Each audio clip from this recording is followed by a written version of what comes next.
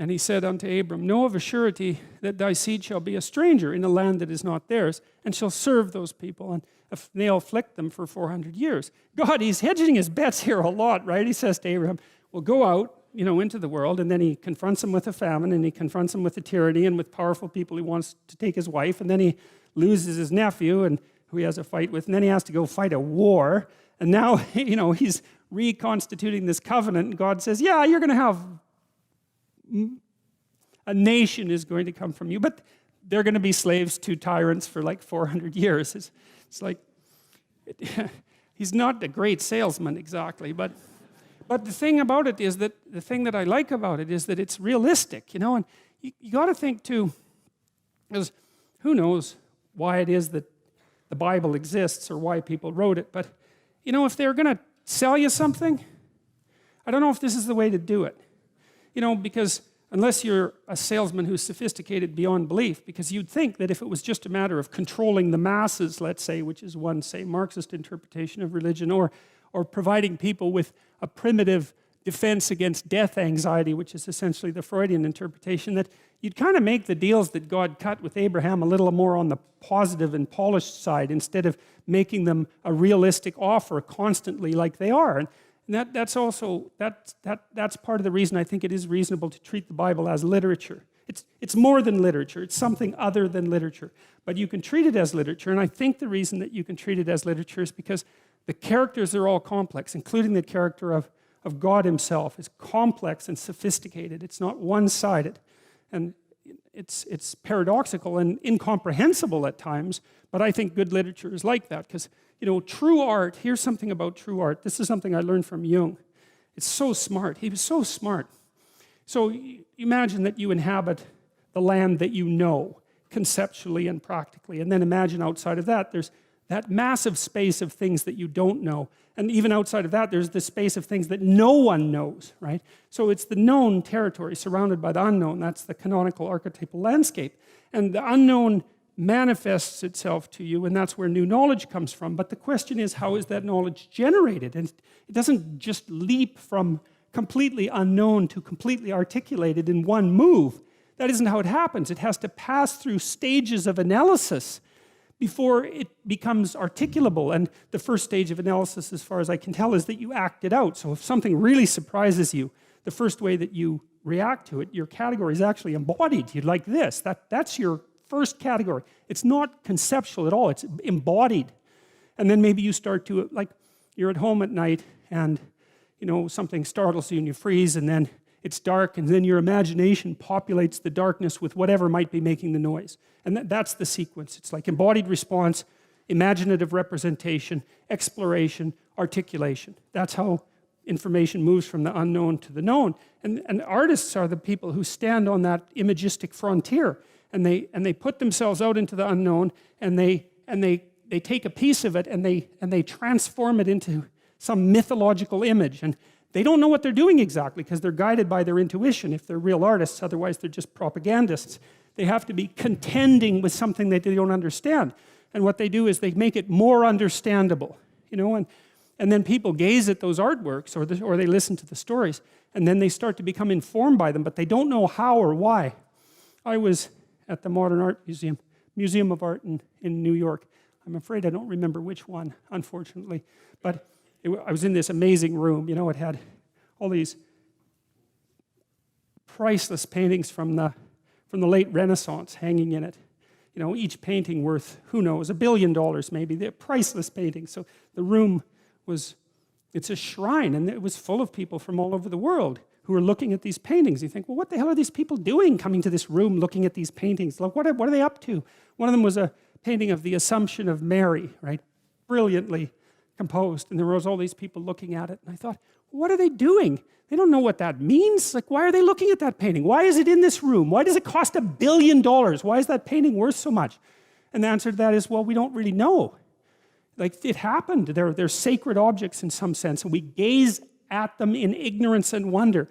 And the reason for that is that the unknown shines through them at us and in partially articulated form. And so,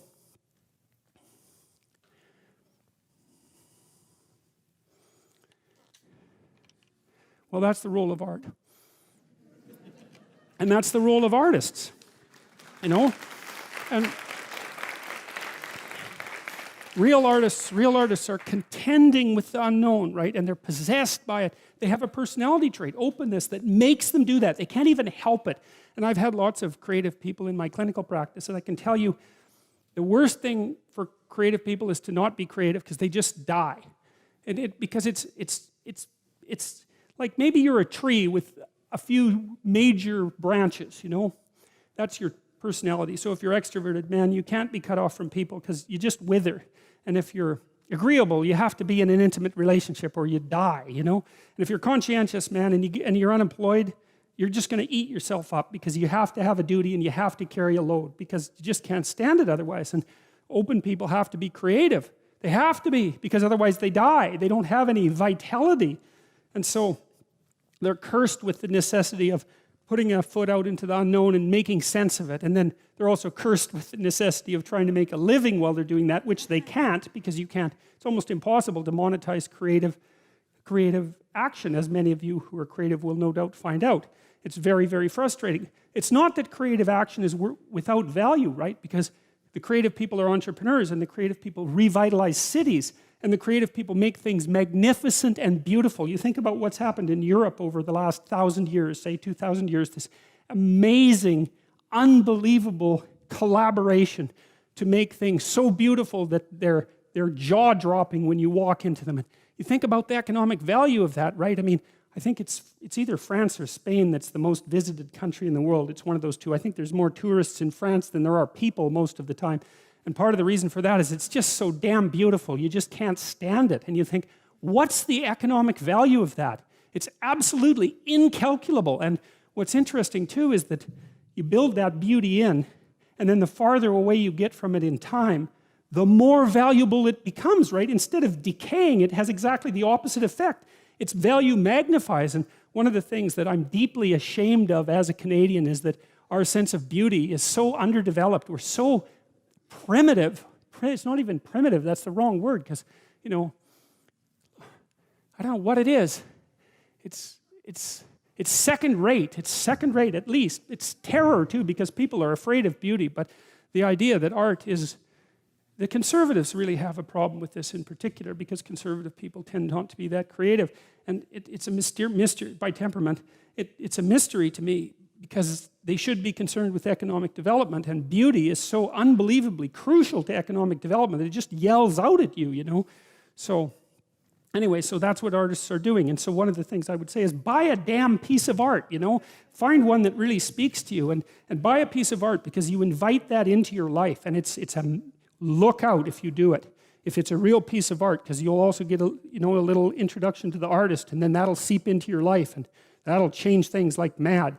But it's unbelievably worth it because it opens your eyes to the domain of the transcendent. That's the right way of thinking about it. A real piece of art is a window into the transcendent. That's what it is. And you need that in your life because you're finite and limited and bounded, right, by your ignorance and your lack of knowing. And unless you can make a connection to the transcendent, then you don't have the strength to prevail. And that's part of the covenant.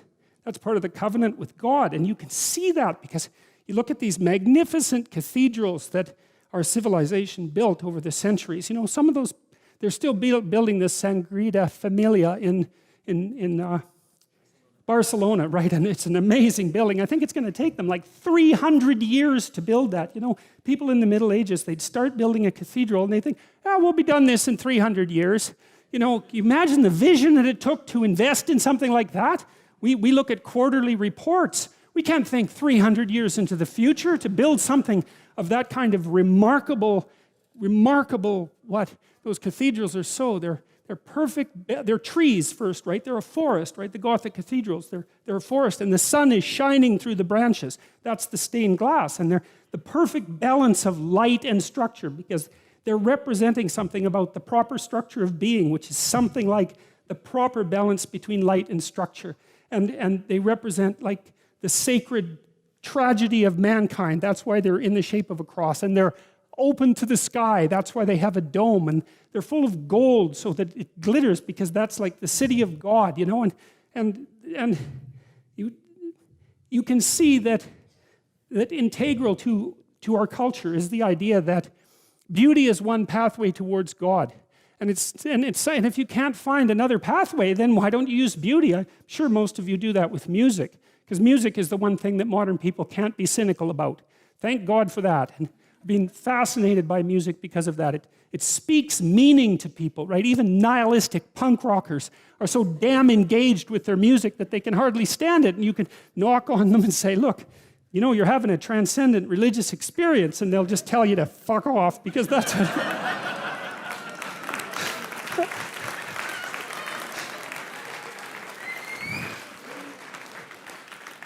Because that's what punk rockers have to do, but but that's still what's happening, you know. I mean, it's still what's happening. So, okay, so